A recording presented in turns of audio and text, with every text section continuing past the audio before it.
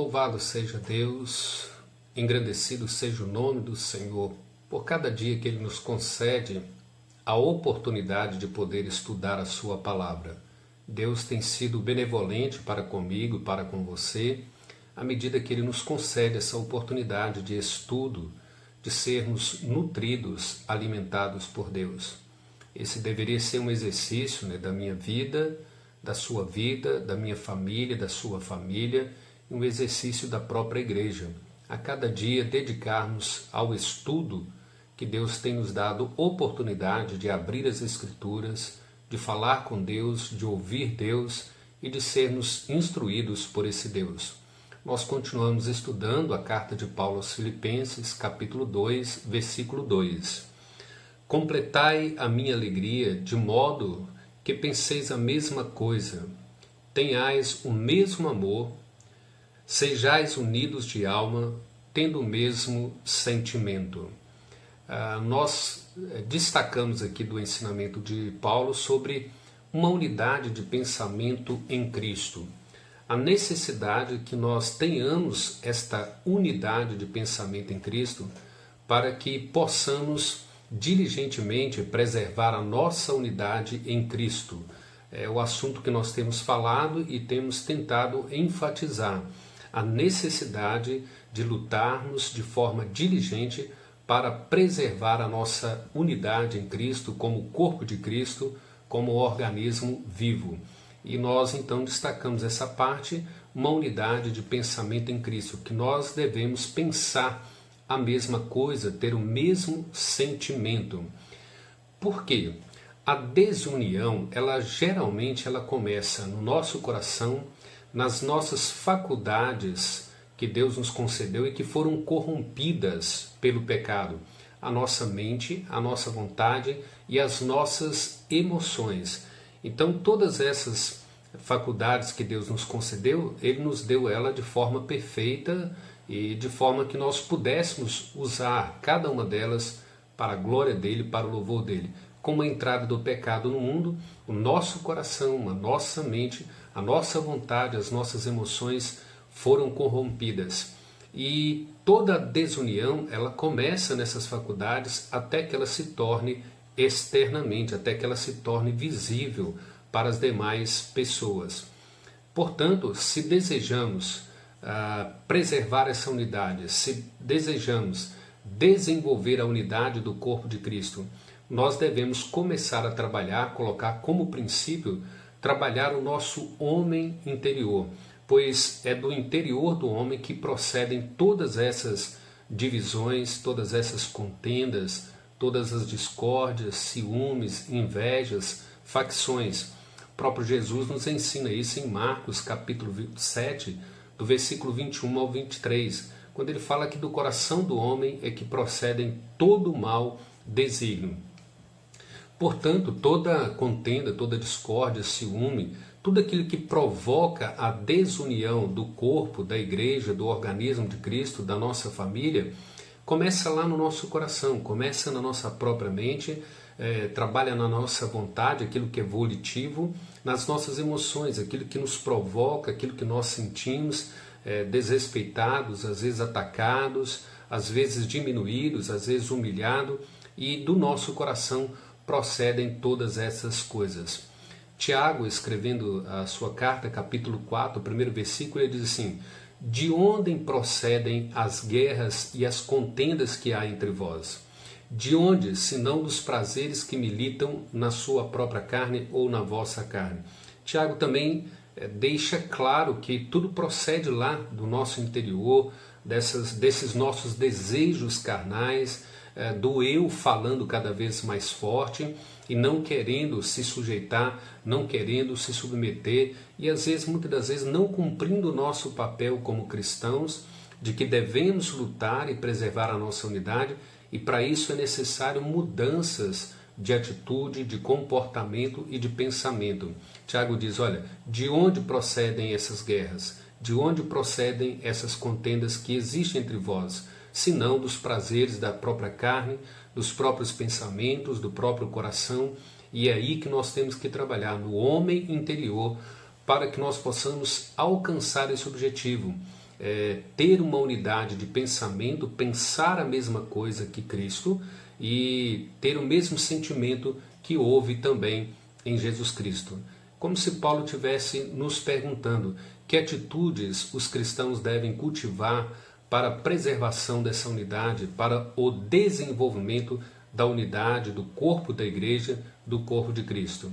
E uma das primeiras razões que ele coloca é exatamente essa: devemos pensar as mesmas coisas, devemos ter o mesmo sentimento. Contudo, Paulo diz que nós devemos ter essa unidade de pensamento e pensar a mesma coisa, mas olhando para Cristo e não para nós mesmos, não para os nossos conceitos, não para os nossos desejos, mas uma unidade de pensamento, uma unidade de sentimento que tem Cristo como o padrão. O versículo 5 diz assim: olha, tende em vós o mesmo sentimento que houve também em Cristo Jesus.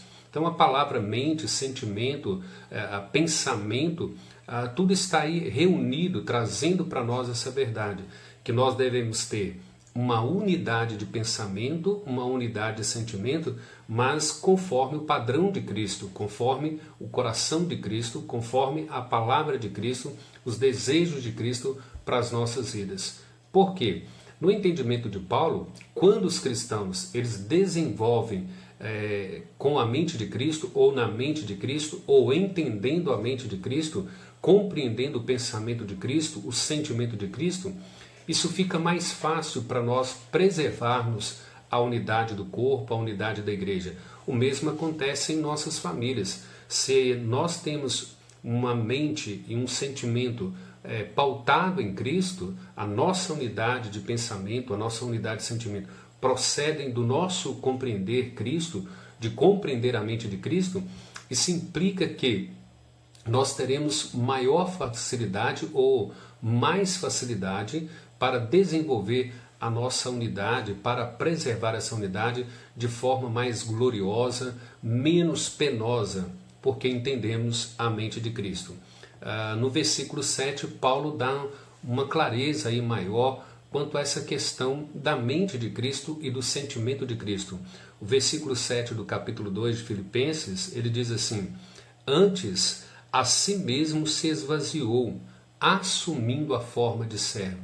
Então vejam bem, ter a mente de Cristo, ou ter a unidade da mente de Cristo, ter o mesmo sentimento que Cristo, é de fato entender a mentalidade de Cristo. Ele diz assim, olha, ele esvaziou a si mesmo. Ele não só esvaziou a si mesmo, abrindo mão da sua glória, como ele assumiu uma forma de servo.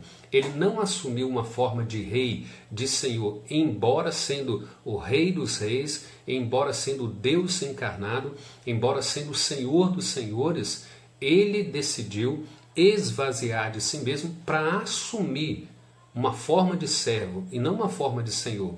E desenvolver ou ter a unidade de mente, ter a unidade de pensamento, é de fato absorver isso de Cristo. Nós devemos seguir o seu caminho, nós devemos seguir o seu exemplo e assim sermos moldados por essa mente de Cristo, por esse sentimento de Cristo. Marcos, escrevendo capítulo 10, versículo 45, ele diz: pois o próprio Filho do Homem não veio para ser servido, ele veio para servir e dar a sua vida em resgate de muitos. Esse é o desafio que nós temos, de olhar para esse texto, né? Completai a minha alegria, de modo que penseis a mesma coisa e tendo o mesmo sentimento.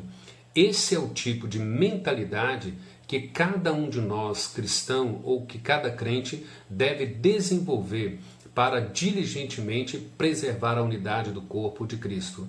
O desafio é grande.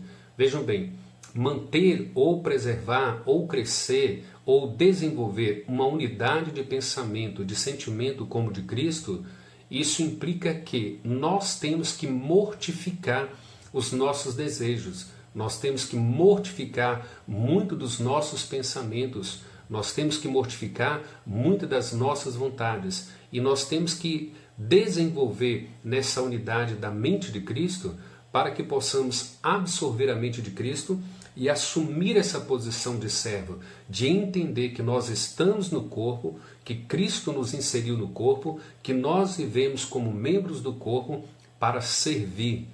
Essa é a posição que Cristo nos chama. Esse é o desafio que Paulo nos faz, para a gente diligentemente preservar a unidade do corpo, seja a unidade da igreja lá na igreja, como a unidade da igreja na nossa família, o nosso corpo familiar. Nós temos que, de fato, absorver a forma de servo, a posição de servo, a disposição de servo, a disponibilidade para servir. E não de forma penosa, mas por entendimento, por compreensão, por saber que o próprio Senhor, o nosso Salvador, Ele fez, Ele nos ensinou, Ele esvaziou de si mesmo, Ele assumiu a forma de servo, para que eu e você venhamos também assumir essa forma de servo. Esta é a mentalidade de Cristo e esta é a mentalidade que cada um de nós precisa desenvolver para que diligentemente, com todo o nosso esforço, possamos preservar a unidade que Cristo implantou, que é o seu corpo, que é o seu organismo vivo, que é a sua igreja. E isso precisa começar na nossa família. Que Deus nos abençoe. Que Deus aplique a sua palavra ao nosso coração. Que Deus te abençoe e abençoe a sua família. Que a graça de Cristo esteja sobre cada um de nós. Até mais, um abraço a todos.